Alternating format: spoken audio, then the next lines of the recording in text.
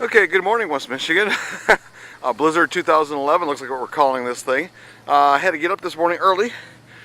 Yeah, I'm huffing and puffing a little bit because I'm trying to shovel my driveway, and I haven't done a very good job yet. I don't have a snowblower, sorry, nothing fancy, but you can see the main road here. Well, this is one of the side roads heading into the off of West River Drive, and not a lot of people out this morning. But there's an idea of how much snow I've had to get through this morning up on the driveway there. So I'm working on it. Hopefully we'll make it in okay.